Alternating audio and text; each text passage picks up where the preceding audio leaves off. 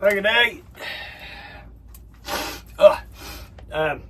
Today I want to talk about probably the most unsung piece of kit that a person can carry. And it doesn't matter whether it's primitive or modern, right?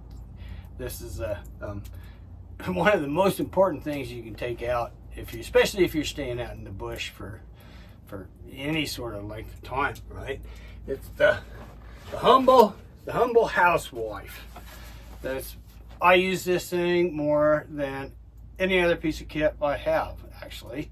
And this has been with me for without much changes for 40 years, and it really hasn't changed a heck of a lot over the time that time period, right? So if I had gotten on alone, which came pretty close once upon a time, this would have been one of the 10 items if they'd let me build it how I wanted it. They had a whole bunch of rules and things like that, so I'm not sure they would have they'd let me build it how I liked. But I mean, it's not just for your clothes, right? It's for gear as well. And I even heard, I heard an old mate of mine, running mate, Mark Baker, talk about in a lecture one time about how I sewed a fella up in the field when I was in the service, and he kind of thought it was like I did it with my fishing kit, but that wasn't the case. It was this right here, right? What's inside of this now? I sewed him up with that. So so anyway, I'll get you closer here, and we'll go over everything that I carry in it, right? So let's dive right into this thing, all right? You see, like I was saying, a lot of times I think it's like more of an afterthought just to throw it in, just to say you have it, right? But this thing is invaluable, right? So we're just gonna dive in here and pull all this stuff out. So, yep, number one, right, of course, is an awl and needles. And I save like every little scrap of thread that I have.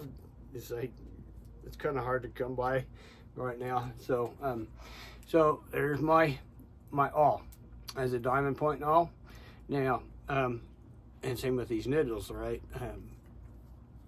They had steel. Sheffield was making steel, in the 18th century. They didn't have stainless steel. So, boy, all this is stainless, right? So I'm until I get into a blacksmith to forge me up something like these, then I'll carry on with these guys here. So, yeah, I made that like in 1980, I think. It's like, that's my awl. It's been around for forever. Hugely important, and a diamond awl is way better than a round awl. Way better. So, and I broke off the tip of this twice, and then I just file it down and file it. Where's that thing? Right there. I file it down. It's getting shorter over the years, but that's the way it is. Now, here's my assortment of needles, right?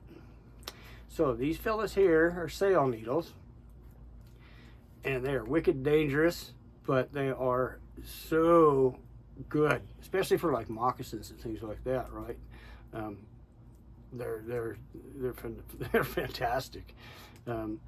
And then there's various sorted Glover's needles, and then there's some blunt pointed needles as well. So you can take a look at that there. And we do know that they had Glover's needles and sail needles in the 18th century. Clark requisitioned, when he requisitioned equipment in Philadelphia in 1903, Glover's needle was on the list, right? And I believe he had sales needles too, but I haven't quite got the documentation on that one yet. I do know that he regretted using Glover's needles or sail needles on his experimental boat when they got above the Great Falls of Montana, right? And they sewed the hides onto this big steel iron frame that they had made in Harper's Ferry, right? And then the idea was to cover it with hides and use it on up above the Great Falls. But these cut holes bigger, and they didn't have any pine trees or spruce or fir or nothing that had any sap, so they couldn't build any they couldn't make any anything to waterproof those seams. And that second day the thing sank, right? So they gave up on the great experiment, I think is what they called it, right? But anyway, there's those, right? That's huge, right? And I have made needles out of bone, and they're just not nearly as good as a steel needle. They just can't come close. So I have two. These are linen thread. This is a thicker linen thread. Well, I'm about out, and then this is a thinner linen thread for more for like shirts and things like that, right? So yeah. And how often do I use it? Now that's a piece of buckskin, and I use it for making patches and things like that. Of the thread, there's a bunch of sinew. It's off the back. It's either deer or elk. I can't remember what. So I've had it for a long time, and I use it here and there. But it's hard to. But you have to turn it into thread, right? You can take a little hank of it and sew with that, but it is much better if you cord it and turn it into thread that way, and you can get it pretty dang thin, and it works pretty darn good. So yeah, pair of scissors, and these are they're Chinese made and they're hand forged. I've been looking for documentation on these in particular. I believe they were around, but how common they were, I don't know. I mean, scissors were pretty common, but these exact ones I am not sure about, right? And I keep tipping those in here. And there's various assorted buttons, and I got brass tacks in there too if you need them for sprucing up stuff, right? and lastly in here I have beeswax and this piece of oilcloth for making repairs. And when I was on the Yellowstone, actually this came quite handy, right? Because I had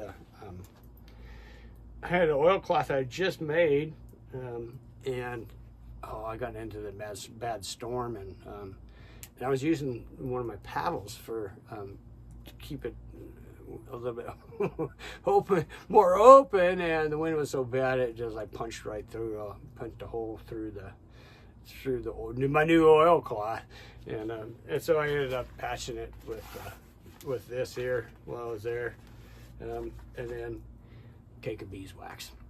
The beeswax, you can see I ran all my thread through it before I sew with it, and I also use it to flux the lead if I'm running ball. I'll just put a little dab of that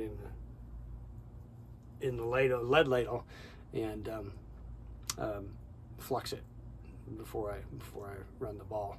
So I don't know if that's actually needed, but I mean, I need all the help I can get with with accuracy. So, you know, I want the ball to be the best ball I could possibly run. So that covers everything in my housewife, right? I don't know why they call it. I don't know how they call it.